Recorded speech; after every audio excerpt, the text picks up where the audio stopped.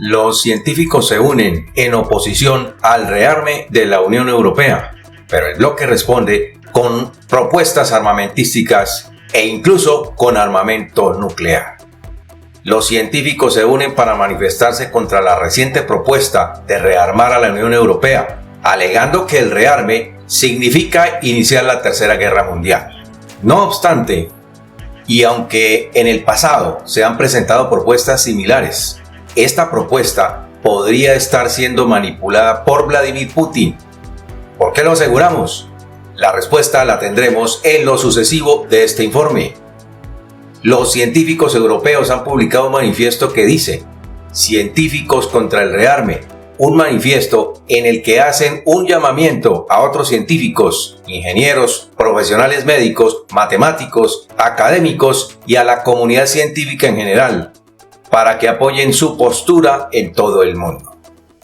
Como científicos, muchos de nosotros involucrados en campos donde se desarrolla tecnología militar, como intelectuales, como ciudadanos conscientes de los riesgos globales actuales, creemos que hoy es obligación moral y cívica de toda persona de buena voluntad alzar la voz contra el llamado a la militarización europea e instar al diálogo, la tolerancia y la diplomacia.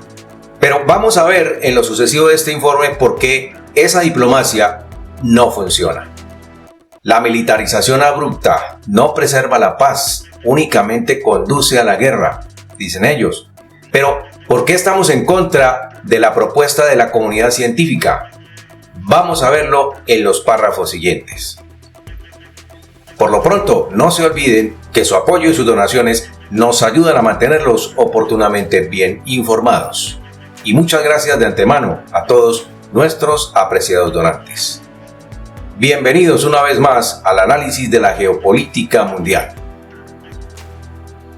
Los científicos comienzan su argumentación diciendo, y quiero traer a este análisis algunos de esos argumentos. El número 1. Nuestros líderes políticos afirman estar dispuestos a luchar para defender los supuestos valores occidentales, que consideran en juego y dicen estar dispuestos a defender el valor universal de la vida humana. Los conflictos en todo el mundo están en aumento. Según las Naciones Unidas, en 2023, una cuarta parte de la humanidad vivía en zonas afectadas por conflictos armados. La guerra entre Rusia y Ucrania, subsidiada por los países de la OTAN con la justificación de la defensa de los principios, sostienen los científicos, está dejando tras de sí un estimado de 1 millón de víctimas. Bueno, y eso es totalmente cierto. ¿Pero a qué se deben los conflictos? A intereses particulares de las grandes potencias autocráticas, entre ellas Rusia. Dicen también, y este es el argumento número 2, el riesgo de genocidio de palestinos por parte del ejército israelí, respaldado por Occidente global, ha sido reconocido por la Corte Internacional de Justicia como un genocidio en todo rigor. Y esto no hubiera pasado si Irán no hubiera atacado a Israel mediante su grupo terrorista satélite Hamas. Otros informes dicen que se están desatando guerras brutales en África, como en Sudán o en República Democrática del Congo, alimentados por intereses en los recursos africanos. ¿Y sabes quién está detrás de todas las guerras africanas? La Federación Rusa y su líder Vladimir Putin. Controlar los enormes yacimientos mineros de cobalto, cobre, uranio, oro, diamantes, casiterita y coltán en varios países de África es un propósito de Moscú. Y hay serios informes de inteligencia que señalan que en países como Sudán, República Democrática del Congo, Burkina Faso, Somalia, etc., el líder ruso está enviando tropas de su grupo mercenario Wagner, del cual tiene el absoluto control, luego de la muerte de Yevgeny Prigozhin, para apoyar un bando de la guerra en esos países, a cambio de la explotación minera. Entonces, en África, Vladimir Putin actúa militarmente y en Europa mediante su brazo de agentes de espionaje e inteligencia, influenciando grupos clave, en este caso, el grupo de los científicos más prominentes del viejo continente. ¿Para qué y por qué? Manifiesto de los científicos continúa diciendo, argumento número 3. El reloj del juicio final del Boletín de los Científicos Atómicos, que cuantifica los riesgos de una catástrofe nuclear global, nunca registró un riesgo tan alto como el actual.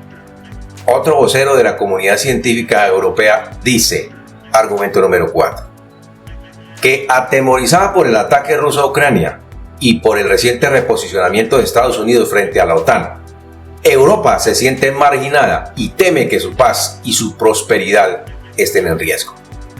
Los políticos reaccionan con poca visión de futuro, llamando a movilizar a escala continental una cantidad colosal de recursos para producir más armas de muerte y destrucción. Esto argumentan los científicos. Pero ¿sabes qué pasa antes de que dos enemigos se enfrasquen en una guerra? Te lo voy a decir con las siguientes palabras. Generalmente uno de ellos es el que ataca primero.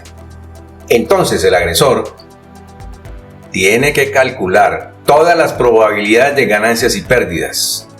Y en primer lugar mide sus fuerzas militares y prepara una estrategia, no sin antes calcular en qué forma va a reaccionar su enemigo. Si ve que su enemigo tiene con qué responderle, que está bien armado y que puede hacerle frente, te puedo asegurar que se lo pensará 2 veces antes de atacar. Y he aquí un argumento de la mayor importancia, que es mi argumento. Con un país tan hostil como Rusia y su líder Vladimir Putin, que no oye, no ve y no entiende, el único camino que nos queda es rearmarse. El 4 de marzo de 2025, hace pocos días, la presidenta de la Comisión Europea, Ursula von der Leyen, presentó el plan Rearme Europe, afirmando que Europa está preparada y es capaz de actuar con la rapidez y la eficacia necesarias. Nos encontramos en una era de rearme y Europa está lista para aumentar drásticamente su gasto en defensa, afirmó von der Leyen. Es por esto que diferimos de las apreciaciones de los científicos europeos. ¿Por qué? Mira esto.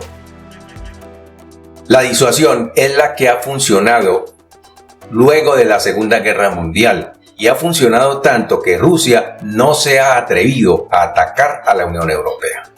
En este sentido, es la OTAN la que ha mantenido lejos de sus fronteras a las tropas rusas.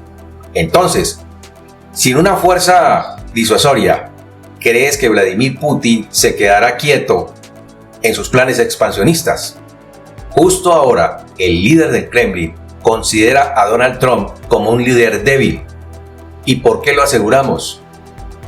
Desde el mismo momento en el que sostuvo mirando a la cara a Zelensky, me refiero a Donald Trump, diciéndole que el presidente ucraniano estaba jugando con la Tercera Guerra Mundial, él le mostró miedo a Vladimir Putin. Cuando un par de caninos se van a enfrentar, lo primero que hacen es ladrar y mostrarse los dientes. Esto equivale a mostrarle a Vladimir Putin que no le tenemos miedo y que podemos enfrentarlo porque tenemos las armas para vencerlo. Ahora, ¿sabes qué debe estar pensando el líder ruso?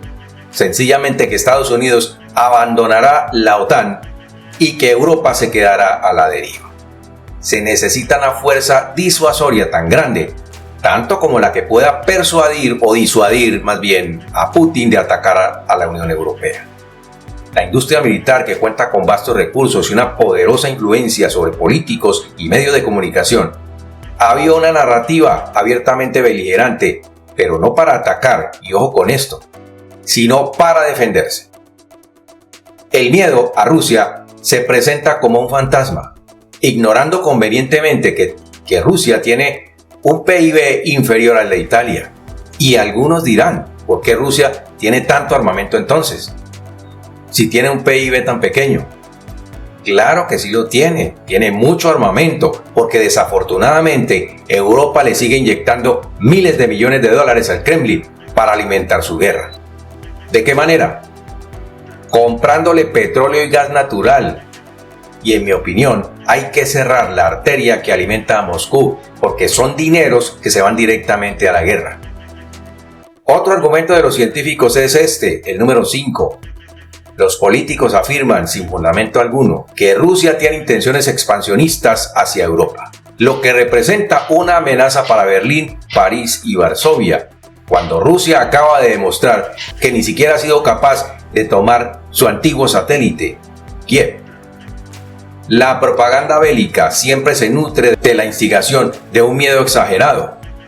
Con diplomacia, Europa puede retomar su coexistencia pacífica y colaboración con Rusia, que el erróneo discurso ucraniano ha interrumpido.